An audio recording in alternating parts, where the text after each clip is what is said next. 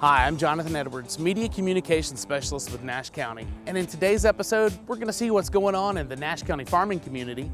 We're going to catch up with the newest Sheriff's Office K-9, and we're going to check out a new perk for Nash County veterans. You're watching Nash County Now.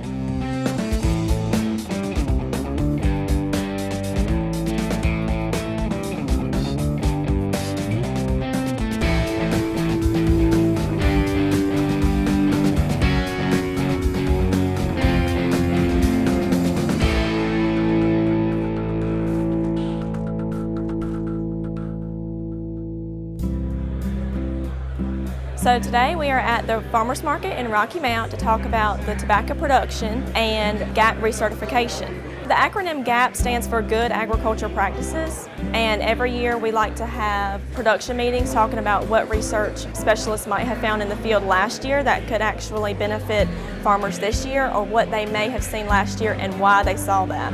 They'll also talk about different pesticides or different pests that they might see this coming up growing season and the best pesticides to treat those insects with. So today we have several specialists that are here. One in particular, we have an NC State specialist that specializes in tobacco, and his name is Dr. Matthew Van. Really and truly, for the first time since I've been doing this, which is 5 or 6 years now, you know, we've got a full up-to-date profile on some of the disease packages of these varieties. So again, that's good news for y'all, and something I hope you'll take away and use. So today we will cover the principles of good agricultural practices for flue-cured tobacco production. Specifically, we will talk about agronomic crop management, disease management, and then curing and mechanization efficiencies. And we'll also hear from the North Carolina Department of Labor about labor standards, and then the Good Agricultural Practices organizing group, which is GAP Connections out of Tennessee. At these meetings, we offer the most current and up-to-date information that we have in terms of what we're seeing in a lot of our research programs. And this is a way for us to extend those up-to-date recommendations and practices so that these farmers could be on the leading edge of production standards for tobacco. So this particular meeting, this particular tobacco production meeting is for Nash, Edgecombe, Halifax, and Northampton County. And the reason that we do that is just because that way we can bring more tobacco producers together at the same time, and they can hear all the information instead of all of the specialists having to travel to 4 different counties. We kind of narrow it down to 4 counties at one time. We are meeting with what we estimate to be about 99 to 100% of the tobacco farmers in North Carolina. So our turnout rate is excellent. We probably average 100 to 120 growers per event like this. Certainly we have some that are, maybe 200 to 300 growers in attendance, but certainly we have a great turnout, which has been beneficial for us because it allows us to have a larger impact with the grower base. This is a perfect example of cooperative extension. This is us being invited by the county extension agents to a local meeting. It is us bringing our latest research to these county agents and then extending that to the farmers. So this is that perfect trifecta of the research, meeting the extension, and then certainly rolling in and meeting with the farmers and stakeholders in these surrounding counties here in Rocky Mount. If you're interested in finding out more information about this particular event, you can call our office, the Nash County Cooperative Extension Office, at 459-9810. When Nash County Now returns, we'll catch up with K-9 Pebbles. What to expect when you're expecting a teenager. Today we're talking about how to wake up your teen, and this works literally every time.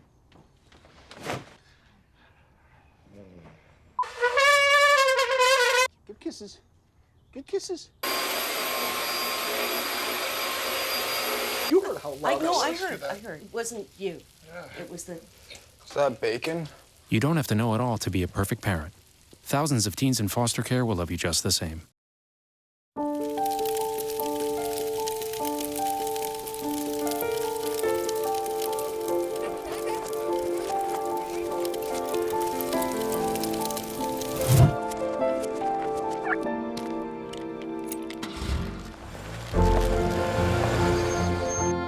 Did you know parking over tall, dry grass can spark a wildfire? Only you can prevent wildfires. Attention travelers, next Tuesday a major hurricane will cause complete chaos throughout the city. Stand clear of the closing doors, please. Disasters don't plan ahead. You can. Talk to your loved ones about how you're going to be ready in an emergency. Earlier this year, the Nash County Sheriff's Office introduced us to their newest member. Let's catch up with K-9 Pebbles and her handler, Deputy Stan Riggs. Good job. Hey, you want to say hey to Logan? Say hey to Logan. This is K-9 Pebbles, 12-week-old bloodhound, newest member to the Nash County Sheriff's Office family.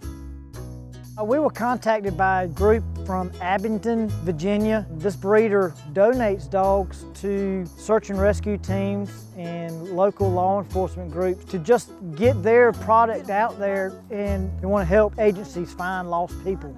It's a wonderful asset. One, for donations like this, it's no cost for the agency to purchase a dog. A dog of this caliber, you could almost pay $10,000, $15,000 for the dog.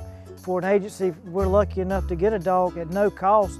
The only thing that we have to pay for is the kennel and equipment for the dog. As a dog, for any agency, it's a wonderful tool to locate someone, because a dog's sense of smell is a whole lot better than a human smell. Using a dog really helps the search. Pebbles will be a great asset with an amount of training that we plan to give her. It will help out with the search of a missing person or apprehend a criminal that is on the run from law enforcement. Traditionally, the canines that we've gotten in the past are what we call dual purpose, where they track criminal apprehension and narcotic searches, but this one's going to be just a tracking only. So she's going to be just a one-purpose dog. Since she's only 12 weeks old, we're going to start off with the basic obedience and just try to incorporate the tracking aspects of it. Here lately, with the help of my son, we do some tracking where we walk together, but then he starts creating a little bit of distance in front of us, and she's just eager to go after him. After a while, he disappears behind a tree, and she's got to use that nose to find him, and sure enough, she goes right to him. Where's he at? Good girl! That's a good girl, Pebbles. Good girl. In the Nash County Sheriff's Office, we have German Shepherds, Malinois, Dutch Shepherd, which is like a crossbreed between Malinois and Shepherd. And now we have 2 bloodhounds with the Sheriff's Office. K-9 Nash came on board less than a year ago, and K-9 Pebbles just joined us less than 2 weeks ago. All assigned canines do go home with their handlers each night. It's part of their family. The Sheriff's Office does provide us the equipment to house the canines in, and you always like to consider them working dogs. It's not the lap dog out in the park. These are actually working dogs, and they're here for a purpose, and there's fun and games with the dogs. You got to make it fun for the dogs, but also they've got to understand that they're here for a meaning and a purpose. We can't do this job tracking someone, finding narcotics, finding stolen articles thrown in the woods. It would be tough for us to do it by ourselves. With that utilization of a dog, it really increases our chances of finding that person or finding those narcotics. Good girl, that's a good baby. Good baby. Make it fun, right? Coming up next, we're saving spaces for Nash County Veterans. Here's to the things that can keep us safe. Those we use all the time with hardly a thought. Those that are silently standing by to save our lives. And now, those that we carry with us everywhere we go. Many mobile devices will now bring you wireless emergency alerts, real-time information directly from local sources you know and trust. With the unique sound and vibration, you'll be in the know, wherever you are. How long have we been married now? For 76 years. He was kind and generous to me before we married, and he was kind and generous to me all these years that we have been married. We had been looking at a lot of different houses in different places around that area, and when we came by this house, it was green, and I love green. I'm Irish. And so I said, oh, there's our house. I know it. We decided on Meals on Wheels because at my age, I was getting to the point where I couldn't do all the things that I had been able to do. We're the Spans. America, let's do lunch. 1 in 6 seniors faces the threat of hunger, and millions more live in isolation. Drop off a hot meal and say a quick hello. Volunteer by donating your lunch break at americaletsdolunch.org. When I was in foster care, I never knew when I would have to move, so I always had my suitcase ready to go. Then one day, I was adopted. My new parents opened their hearts and home to me. My parents cook my favorite breakfast for me every morning. My parents take me on trips I never thought I would go on. They gave me a home and an even better reason to use that suitcase. My parents aren't perfect, but they're perfect for me.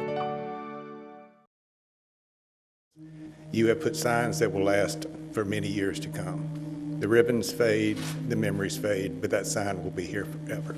I think anytime we can recognize our military, as well as our law enforcement, emergency personnel, public safety personnel, I think that's a good thing, because in large part, in many places, not in Nash County, but they are disrespected, and it's a terrible disgrace, and thank you for bringing this up to us.